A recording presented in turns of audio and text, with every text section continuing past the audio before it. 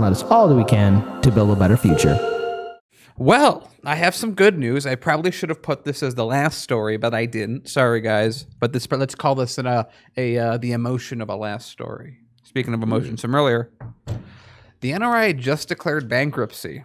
What? You're I know crazy. they've been trying really hard to burn through all their money a long time to fight a war that has just become too costly for the people representing the arms manufacturers. And with 400 million weapons in the world, I guess they accomplished their goal.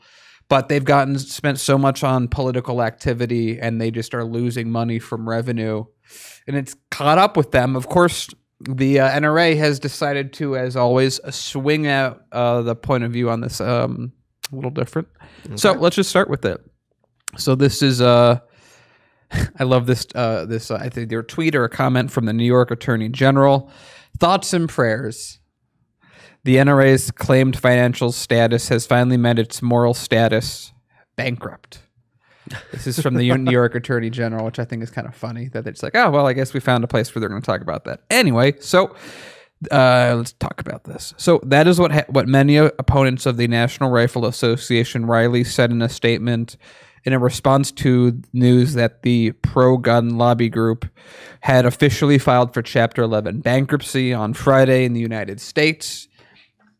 In the statement on its website, the NRA, which promotes the interests of the gun industry and gun owners unbothered by the unparalleled level of gun violence seen in the country, said it was leaving New York State, where it is currently registered, to restructure in Texas as a part of a, quote, new strategic plan that it is implementing. I would call that a retreat. That might be a way to put it. And I know that they're like, oh, New York's been trying to take us down for a while, but you're also out of money, so be quiet. If we wanted to register Hard Lens Media in another state, you can just do that. You don't need to declare bankruptcy in the meantime. Bankruptcy is what you do when you're following Trump's lead, I suppose. In a statement on its website, all right, thoughts and prayers to the NRA fanatical fiends who bear the blood of tens of thousands on their paws, said Representative Bill Pascrell, in Democrat New Jersey. In response, quote, the world is a better place when the NRA is finally destroyed.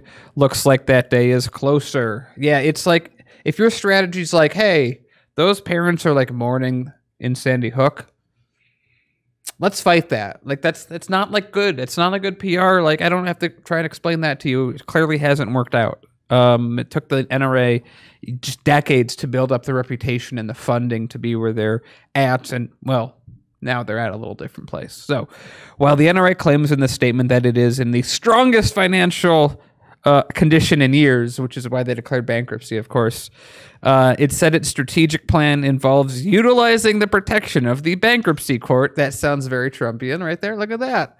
And dumping New York, which, again, I don't know why they're connecting the two. Like, I wanted to be very clear from a business point of view. Going bankrupt and re-registering your state and moving are two completely different things that they're making it sound like, oh, yeah, no, they're super connected. We couldn't leave New York until we declared bankruptcy, but now that we're declaring bankruptcy, we can go to Texas. Anyway, so it can reincorporate in Texas and continue its activities without such a, quote, corrupt political and regulatory environment, which is greatly ironic, I thought.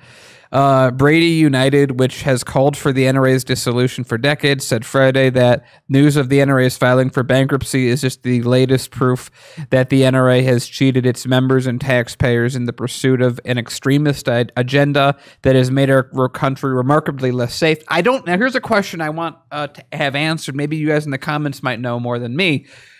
Okay, so there's a lot of people that are with the NRA right now that pay membership dues. When you go bankrupt, does that go away? Does that consolidate? What happens to those people that are doing it? Do they have to because if you're reconstituting as a new company in Texas, how does that work? Because I would assume that if you go bankrupt, no one has to pay you anymore, and is there a bank account that you still send it to? Is that sent to the old account? Does that go? I don't know. I don't know the NRA's status on that, but I thought it was interesting. But it looks like after decades of being a regular like group of people that are like, hey, we're going to teach you how to be safe with firearms, that became this political behemoth that Republicans were terrified of. They're going bankrupt. So now they declared bankruptcy. I mean, will they still be able to at least invest in the Park Place and Boardwalk Avenue? I don't know. See, I have no idea. Again, I don't know what they can do. Yeah, what kind of monopoly laws will they be able to have at their disposal? No, but in all seriousness. Oh, and really quick to answer a question from Andrew. Yeah, they're a nonprofit. They don't pay taxes. So again, this is an organization that has gotten involved in a lot of key political issues. And, you know, them declaring bankruptcy, it really says a lot about the structure, who's running it. And for something that's supposed to be very popular with a lot of gun rights activists, you would think that this would be the last place or organization that would be declaring bankruptcy. But, you know, they've been in the downs for some time. And, you know, who's manning the books there? What's going on? All those fundraisers, all those things that they do. A lot of money on themselves. They were completely misappropriating. And just a reminder for everyone, although the NRA likes to say that they don't represent the Second Amendment any more than any activist group represents any group of people. Yeah. They were just a lobby group, and they became a lobby group a while ago, and that's all they really are, is they're a lobby group for the manufacturer of guns that get regular gun owners to side with them, but they're a lobby group. Well, let's be real.